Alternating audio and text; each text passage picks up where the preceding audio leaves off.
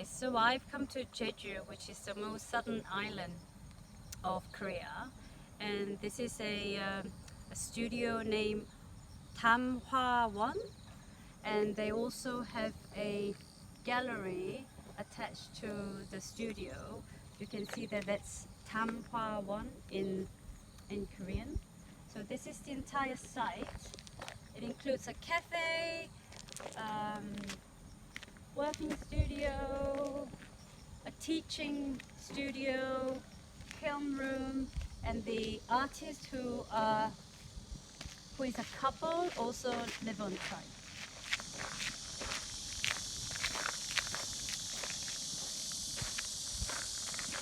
So we'll go and see the gallery first, then his working studio. So these are, I think, various onggi pots that has been worked on. I think some samples he's experimented. He studied in Seoul, but came down to, oh, look at the sheer size of this. It's almost half my height. He came down to Jeju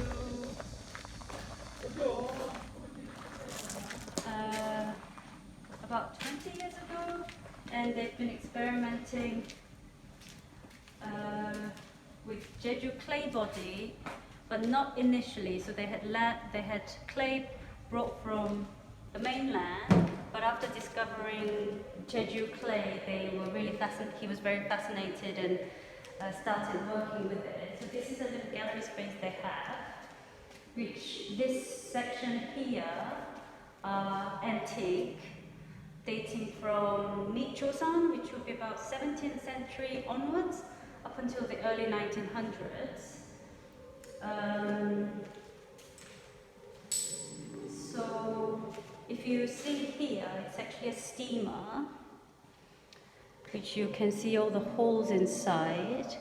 So many of these are earthenware temperatures, so 900 to 1000. So they are very porous, but they all had purpose back in the day of the cooking methods of its time.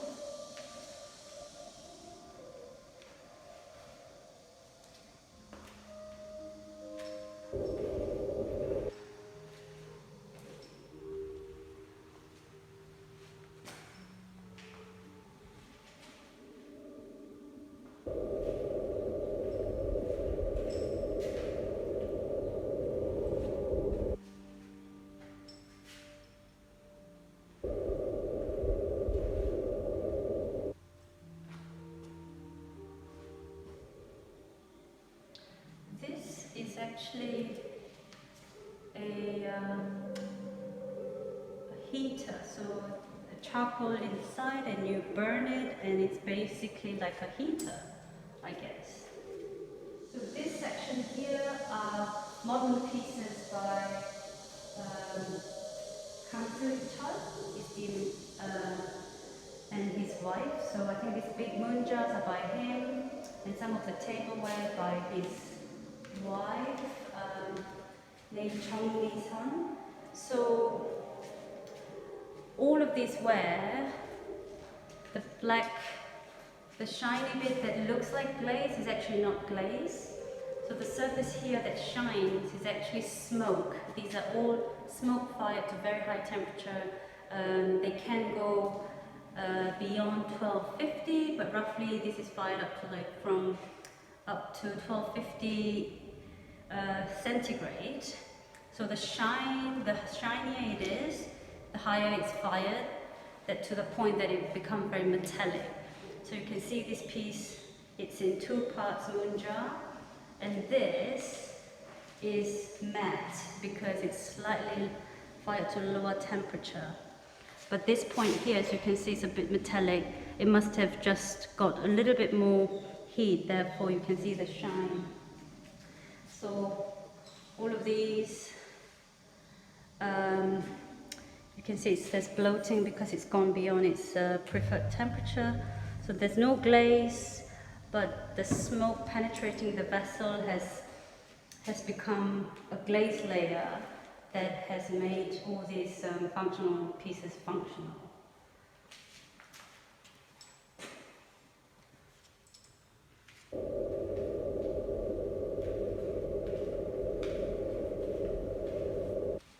So we will move on to his work studio. Various pieces everywhere, and as many makers. There are pots that have been broken, and so this is the process, is inevitable.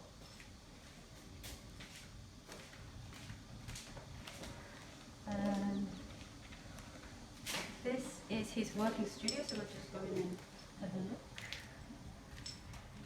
He also uses onggi techniques. So these are tools that I have introduced before. That's a chamois ladder to finish off the lip, if you see here.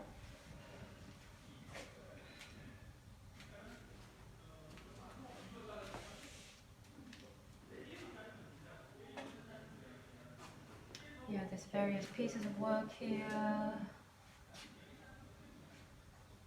He explained that he has been making a lot of moon jars because that's all a way of expressing identity. I guess I didn't ask, but I think when he meant identity, is his identity and also an identity as a Korean, because it symbolizes Korea as a nation. So these, most of it are Kang Seong Chul's work, but the pots here, 6 standing. Kang Seong Chul, who you might have seen the long onggi video by, has visited and left these vessels, made these vessels during his stay. But other than that, the rest of the work is by Kang Seong Chul. I think most of these look greenware to me, apart from here. This is his workstation. He has 2 onggi wheels. As usual, they're dug into the ground. You can see all the tools in the water, kept in the water. Amazing. There's many of them. So you can see that there's a cushion at the very low level, and then the wooden piece, he has to raise himself as the vessel grows. So he buys the raw soil that makes the clay. And this is the room where he actually processes his raw clay into workable clay. So it's a bit dark here, but you can see there's a, what is the word? I can't remember now. So you come through here.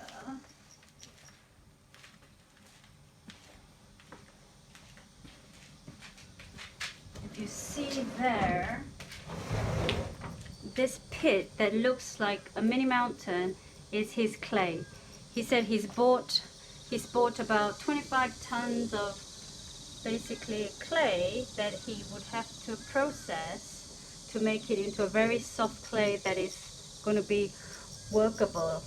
So he's been using it since last year, so you can see a massive hole here. So a lot of like potters who have access to wood fire kilns and who does onggi, they tend to process their own clay bodies like he does. So that was his clay pit, if you like. And also he has, because Jeju is an island where people go on holiday, they also come and do a taster course. So this is the taster course workshop. And also I think it's also his wife Jeong Mi Sun's workshop too. So that's how. These are the teaching wheels. Sorry. So the teaching wheels, and also I think she also does her own work here. obviously these aren't student work. So yeah, that's the artist himself, Kang Seong Chul, and his friend helping out today. But yeah, so this is where the visitors will come and do a day workshop, and I think these are work in progress work by Jeong Mi Sun. These as well. And this piece here, if you look, is basically like it's a baby Buddha. If you know what a baby Buddha looks like. And that's specifically a Jeju looking one. So if you look here, this is what she's referencing. But these are not clay, these are stones from Jeju. And Jeju is a volcanic island. So they have a very particular 화강, 현무암. I'm sorry, I don't know the word in English, but it's basically the stone that's produced after the volcanic eruption. So you can see there's loads of holes. So she's trying to, I think, model that little sculpture there with baby Buddha. So that's the main, I think these are mainly his working studios, and I'll take you to his kiln where he fires, where he does his wood firing. So this is the entrance to his wood firing kilns, and Jeju, also being the most southern tip of the country, it's also quite warm. It's we call it the tropical island of Korea. So they can do tangerine, clementine cultivation here. And this is the tangerine trees. Apparently they're small, but they are very slow burning wood. He told me what this tree is, but I've forgotten, but they're very fast burning. So you need both to balance when you do wood firing. So this is the his wood firing site. Just check out the amount of wood he has stored here. It's very neat.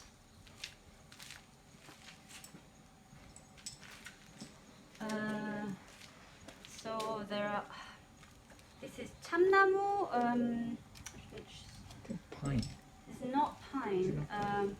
So you need this quick burning the outer case of the wood. So that's one wood firing kiln. He said he had a bigger one, he had to demolish, create a smaller one. This will fit about 3 big moon jars that he creates. It's a bit dark, but if you can see. So the bit of shine you see on the wall is all the smoke that's turned into basically a glazed surface. So all his wood firing kilns are smoke firing kilns. And there is one more here. This one built last winter with Hyundong. So this will fit around 2 big moon jars, he said.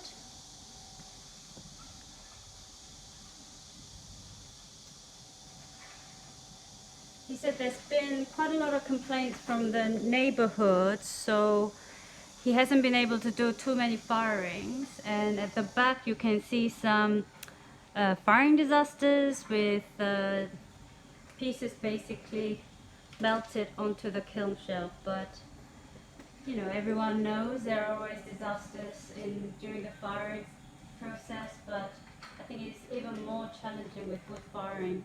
And this kiln is a very rare one, which is a diesel field kiln. So I've never actually seen one this big that's diesel. Yeah, so I'm guessing it's quite big because there's a train, there's a rail here that comes out to load and then to shut after. Yeah, it is a huge. Sorry, there's some mosquitoes here. It's a huge operation. I will finally show you the little store that the couple's pieces are sold, and a cafe they run on the side. Finally, I want to show you the cafe stroke little shop you can buy their work. So I think these pieces are not the couple's work, but I think it's the couple's friend's work. Apparently these are roasters to cook meat. You can see that the thermometer, and that's a hole to drain oil. And if you see inside, you can have the hook, and there's a charcoal tray inside. So quite amazing usage of onggi, really. Lovely stool.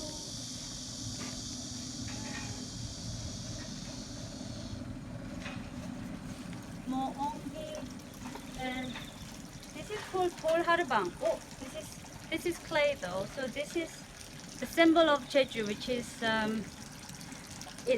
it's in stone, but obviously these guys are potters, so they've made one looking exactly like the stone, but in ceramics. And the legend goes that if you go around Jeju, you will see a lot of these statues with no nose or flat nose, because they say if you touch the nose of Tolharaba, you will conceive a son. I'm not sure whether that's true, but anyway. And oh, look at this bear. I've only just noticed. And what's in there is Jeju tangerine. We'll go to the shop.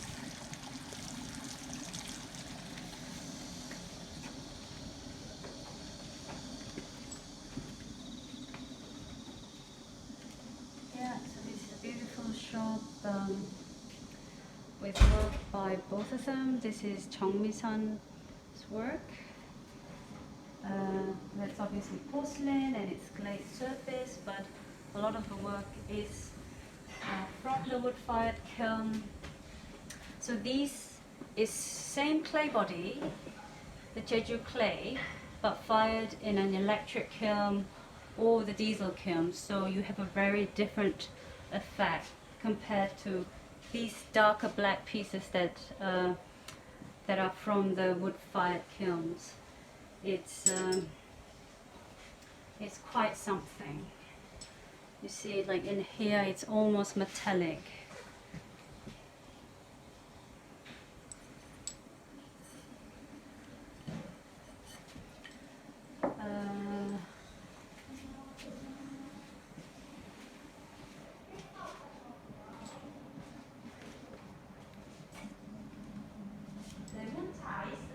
And also there is a cafe attached to the shop, which you can order drinks and a little bit of nibble. There are more pieces of tableware. This wall is fascinating here, where I think with many vessels, some may be unwanted, broken, or test pieces. They've built it into a wall with their own work buried in them, in a way.